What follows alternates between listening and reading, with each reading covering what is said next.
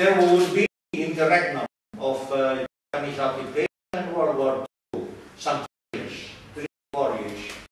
And this would be followed by U.S. reconquest of the Philippines, and the U.S. would grant nominal independence of the Philippines. So the country would be self-colonial administration, even to the national level, would be conceded to the politicians and bureaucrats of exploiting classes.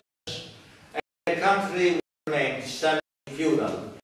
So that's the Philippines as a semi-feudal society is where we are right now.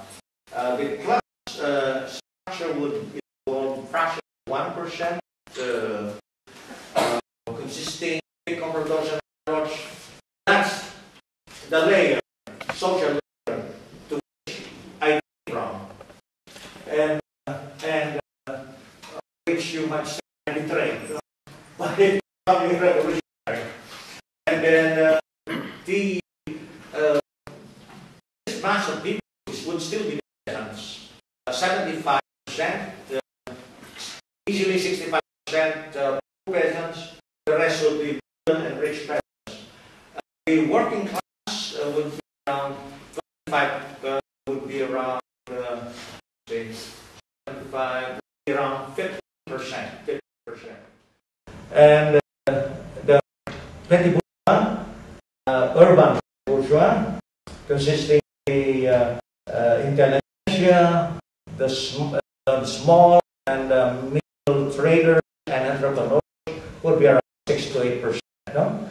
That's the kind of social structure we have in the Philippines.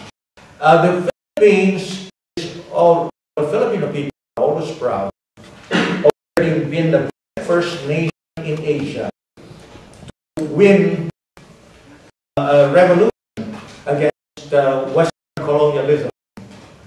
The Filipinos were ahead of Chinese who made their bourgeois democratic revolution in 1911. We were ahead of the Indians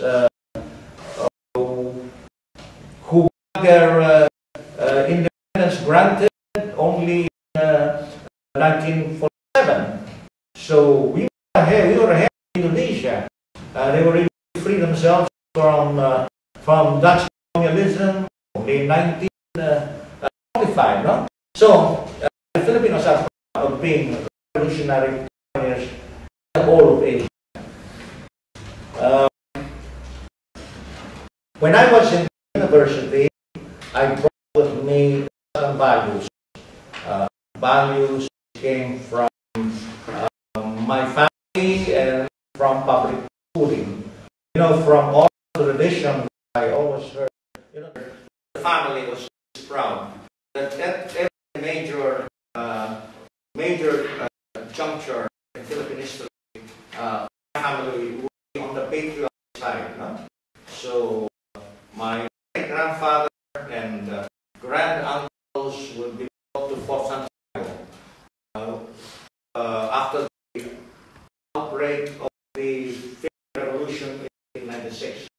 And when the Americans came, they were also arrested, charged with murder, and charged mostly in the Philippines here. They were charged, accused of murder, and were incarcerated in the provincial capital, Bigan, and subsequently they would be brought to Marianas. They would be put in the hold of the ship for 3 days and 3 nights. The ship was moving, and they did not know where they were going. They would return to the Philippines only after when they were exiled in 1899. Only in 1992 they would be brought back to the Philippines after the capitulation of the revolutionary leaders of the North and the whole country.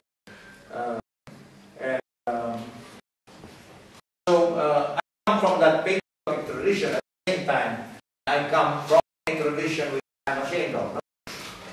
The feudal tradition. families that own lands have justification, you know. They believe in the sacred right of property.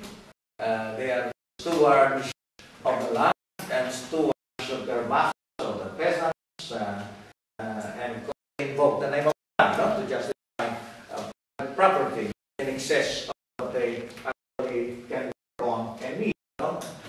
So, but in my family, usually the foreign invader gets mad when you see the granary filled up with rice, and the foreign invader have rice. So, just in the time of the Spanish, the Americans, and the Japanese during World War II, when they noticed the granary was not being filled up by the peasants, then they saw, oh, the landowners are not collaborating with the government, and so and they claimed that the rice was going to the guerrillas. So that's how the rich get also hit. They are patriotic. Of course, many exploited classes will collaborate with the foreign rulers. Now, not go much further into family background.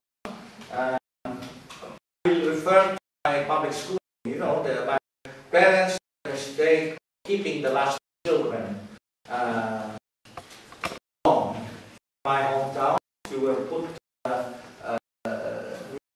in the public school. Well, it was just across the street, and that's different from the way my siblings, other siblings, were dealt. They were at the age of 7. If made, sent to the priest, no? As in that's boarders in the convent school. The girls that went to the nuns. So I didn't experience that. So I went for classes.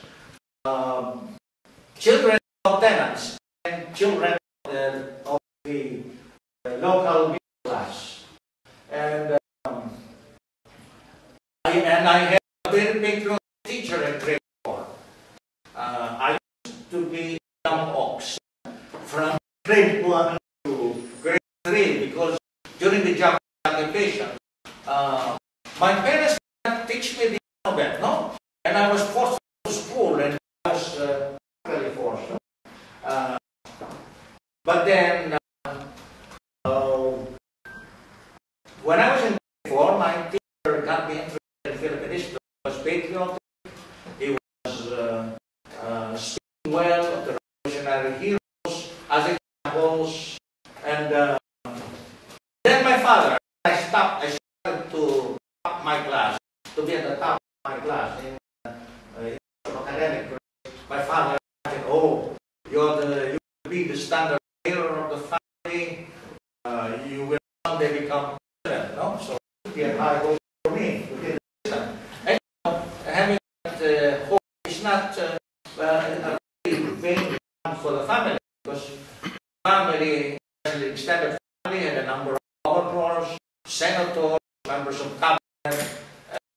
We used to dominate our province for 1948.